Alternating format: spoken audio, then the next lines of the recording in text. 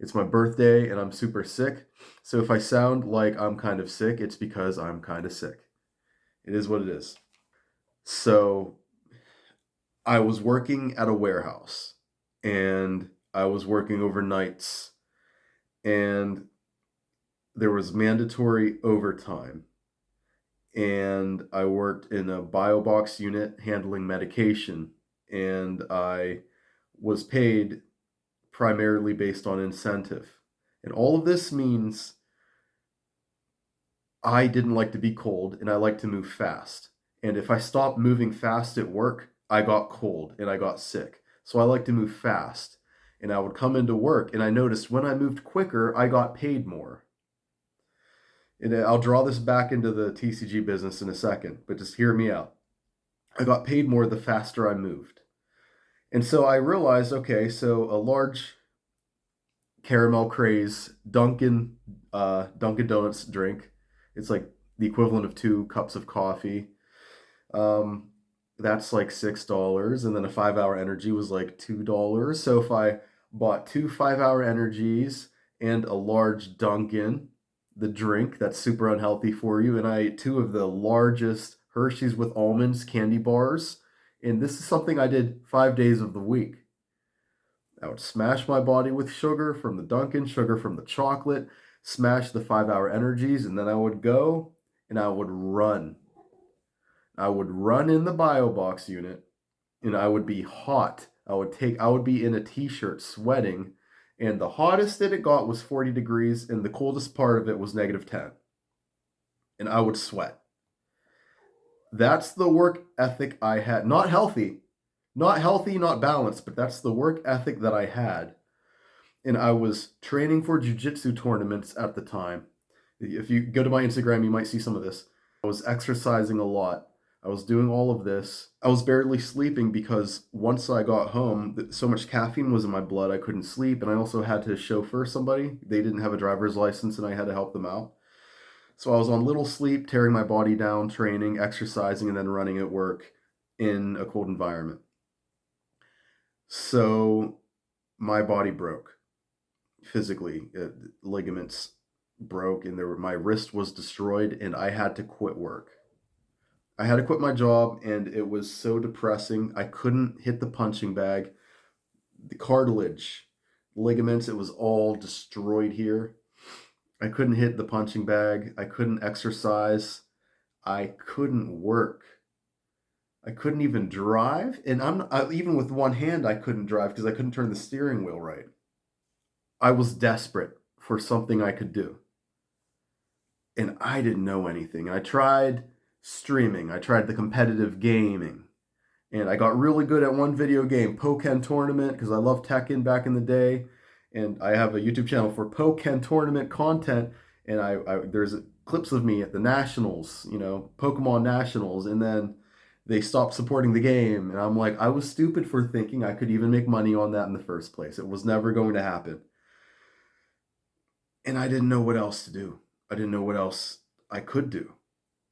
And out of desperation, I started Happy Tiger Gaming. Not out of love, not out of respect, not out of courtesy, not out of. I wish I could say I saw the market was nasty and I decided to change things. No, I was desperate that I couldn't do anything else. At the beginning, we struggled. This TCG selling business, it's either easy or it's hard, man. And it depends on what you're doing, and it depends on how you're doing it. I think I lasted through Battle Styles. This is in the Sword and Shield era at the beginning. There was the Sword and Shield base set, and then I believe there was Battle Styles, Chilling Reigns, and I think Shining Fates. I think Shining Fates was before or after. I messed up. I bought too much. I thought prices were going to keep going up, and they didn't. And I wasn't a business person at the time, so I didn't understand what to do. I'm like, oh, should I sit on this? Should I sell it? Well, wait, I can't just act like an investor. I need to pay for stuff. So I messed up. I overbought Battle Styles. I overbought Chilling Reigns. And if I just would have held on to them and waited 5 years to sell them, yeah, Could I have doubled my money? Yeah. I was more interested in building something. I wanted to build systems, the practice, building the email list, getting the 5-star reviews, learning, getting the bank account statements that show thousands of dollars in, thousands of dollars out. Things you don't get just by hoarding stuff on a bookshelf, waiting 10 years and then selling it. I wanted active money, not passive investment money. That behavior is what got me distribution. That's what got my foot in the door. There's different levels of distribution. You know, you could be one level down, 2 levels down, different. I have a direct distributor, you know, one of the big 10 or whatever. This was all because of the belief that I have that opportunities multiply as they are seized. That's a quote by Sun Tzu in The Art of War. Opportunities multiply as you take them. I started losing money, but I was gaining email followers. And I was slinging cardboard. I didn't want to buy sets at 80% and then be in the negative for such a long time until the snowball finally happens and maybe you don't have buyers for maybe 1% of the collection sells this week and then 1% of the collection sells the next week and then maybe you have a down market and you have all the sunk money into old cards because you bought a collection. I would rather buy one thing, sell it, make money or lose money and move on. With all that. You're going to buy a collection for $2,000. I'd rather buy a case for $2,000 and flip it immediately. And that's where I started thinking about the game behind the game. But here's the basic version of how I make money selling TCG. This is the game behind the game. Right now, you can buy collections at 80% and sell them at market.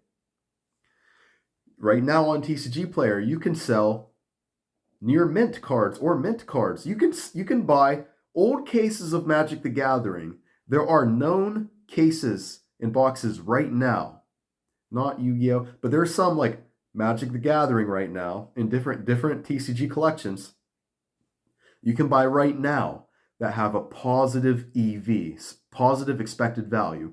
You buy a case, for example, right now I believe Outlaws of Thunder Junction might be one of them. You buy a case.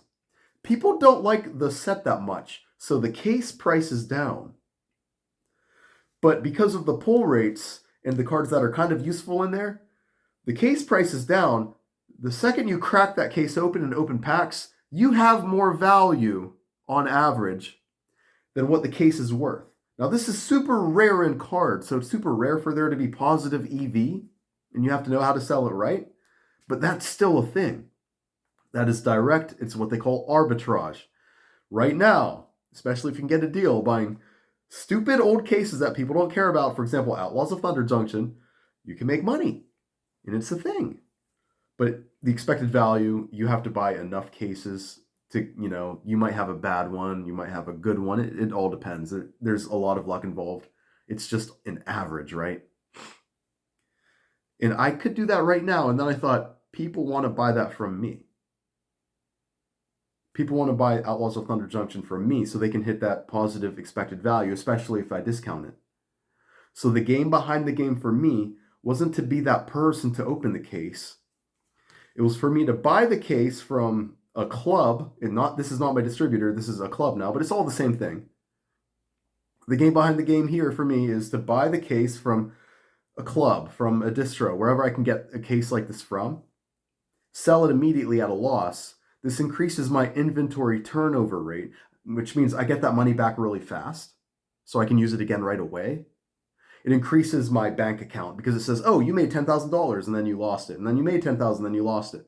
You still want to pump those numbers up even if you lose it for other reasons. Now you have more club spend, or now you have more distro spend. So when the new set of Avatar, The Last Airbender, or whatever set it is, when the next Final Fantasy set, the banger set comes out, suddenly you bought thousands and thousands of dollars of Magic. So you get a lot of the stuff that does make money because you were willing to take the L on all of this. Whereas everyone else had to buy something that made money right away, and they had to sell all the little singles and open everything, and they have to sell 50 singles a night in their basement. It takes 4 hours when I just sling one box like that, and now there's positive EV, right? Now it increases my distro spend for a future play. And that's just one example. I have like 10 written out. I have 10 of these written out. It's an example of the game behind the game that I play, and this is my specific way to run business. I became obsessed recently with not profit. Profit's easy to come by if you're smart, if you're careful, if you're lucky. But leverage is hard to come by. Doing something for the same unit of time and making more money, finding things that make you more money for the same unit of time in the future because you're taking L's now, that's leverage. And I'm obsessed with building leverage right now. I want to do what moves the needle. I think about speed, how to increase allocations. I see deals on eBay that I pass up because I'd rather lose money on a sale with that same money, because that money being spent elsewhere gives me leverage later on with a future relationship with a different buyer who now trusts me with things like that. It's not just about profiting quick. It's about what is the highest leverage thing I can do in Happy Tiger Gaming to flip cardboard and ensure that the future of this business is real. Because I started it not for fun, not to fix a market. I started it out of desperation. So the way that I win isn't by making quick profits. It's not by buying stuff at Walmart and selling it. It's by making high leverage plays that move the needle, outworking everybody, doing the orders at night that I have to do, seeing my friends go out and have a life, and I will hang out, but like sometimes saying no because I have to sell more cardboard. Saying no to things is the focus. It's not what you say yes to, it's what you say no to, in my mind, that matters. And I could have stayed quiet about my goals here, but I want this to be more me documenting my journey at Happy Tiger Gaming. And I could have been quiet about all of the mistakes that I make. And I make mistakes. Every week I make mistakes. I think everybody does. I think I make mistakes. I suck at the content side of YouTube. There's things I say I don't believe in just because I think it'll get clicked, because it's fun to say, right? I make mistakes. I could stay quiet about them. But I know that there are people out there that don't know why they aren't making money super easy selling cardboard, because they don't know that the secret that no one's saying, that everyone's super nice and super smiley on the camera, and they're not going to tell you the truth. It takes so much more work than you think it does. It's going to take so much more work. However many hours you think it'll take, multiply that by 10 and you're starting to get there. And you're going to have to work a long time, especially at the beginning, before you see any reward for the leverage that you're building, for the goodwill that you're building. You're going to make money on some stuff, then you're going to lose money. And then when the market goes down, you're going to say, how is this going to work when I can't buy stuff for cheaper than I can sell it? And then when the market's good, like it has been, it's like, okay, so how can I get the stuff to sell now? And then when the market's in the middle, it's like, how can I do this when there's so much competition with more experience than me? And it takes so much more work. And it's so hard. And the only thing that differentiates myself from the competition is me as a person, my experiences. As we go into 2026, my goal, my broad sweeping goal, and I'm going to have micro smart goals, and I can teach you about how to make smart goals that actually have a timeline that lead to the big goal. But my broad sweeping goal is to move the needle. Happy Tiger Gaming is going to move the needle. I want to be a key player in the TCG world. And whether I'm sick, whether I feel good, The best part is it doesn't matter if I'm inspired or not. It doesn't matter if I'm doing this to help the market or not. The truth is, if the value proposition is good enough, if my cards aren't super freaking expensive, and if it's a good deal, people buy from me. And that alone is a value for them. I don't have to pretend to be Mr. Nice Guy. I'm not. I'm also not Mr. Meanie Poo Poo Face. I'm just a dude. I'm a dude who likes business, and I like to win. And the only way I know how, it's the same thing that ripped my wrist apart, where I couldn't even play guitar. I couldn't supinate my wrist like this to play guitar on the fretboard. I couldn't hit the bag. I could not hit the bag. I couldn't grapple. I couldn't work. I couldn't drive with the steering wheel. I couldn't do these things. But it's the only way. It's my default nature. And I'm a lazy person. I can be lazy. I can lay in bed all day, bro. But there's this switch, and I know a lot of you guys have it, where you could be super lazy or you can work super hard. And we got to find consistency, man. But it's working on the things that are boring, that are not sexy. Working on the things first that move the needle and making that a priority. That's what I need to do, because I haven't been giving Happy Tiger Gaming the attention that it deserves, and I want to change that. So in 2026, you can expect me to move the needle. So for Happy Tiger Gaming,